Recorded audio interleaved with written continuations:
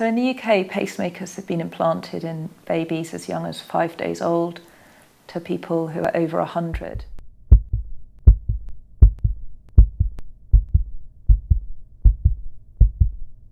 About 25,000 pacemakers are implanted in the UK each year, and around 3 million people worldwide have a pacemaker.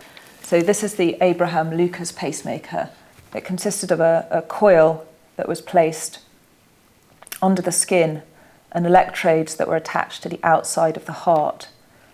On the surface of the skin, a second coil was taped, usually with adhesive tape, and attached to a battery pack that would sit in the patient's pocket. And the heart rate would be adjusted using this. So this is a pacemaker from about 10 years later, the 1970s.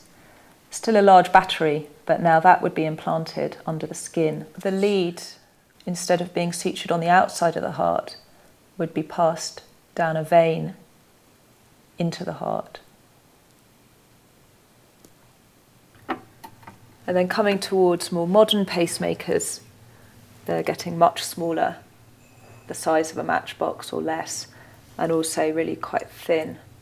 So this is an example of a pacemaker lead or wire. This part would be passed through a vein just under the collarbone and fed down to the heart under X-ray guidance. And then this end would be attached to the battery like this. And then that would sit just under the collarbone here. So the battery life depends on how hard the pacemaker has to work, whether it's just working intermittently or whether the patient requires the pacemaker all the time. But on average, lithium batteries today will last between 6 and 10 years. When the battery is nearing its end of life, the patient will be asked to come up to the hospital for a battery change. The skin is reopened, the leads are disconnected, and a new battery is attached to the previous leads.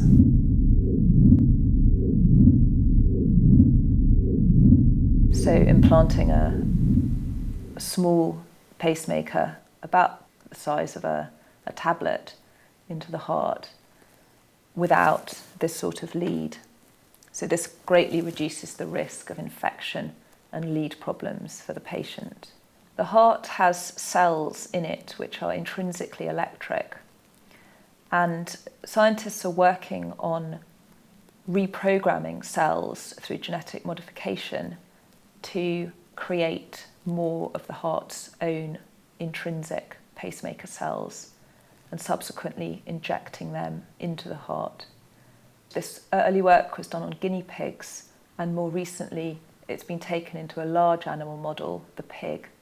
Yeah, the pig heart is a similar size to the human heart, and electrically it functions in the same way.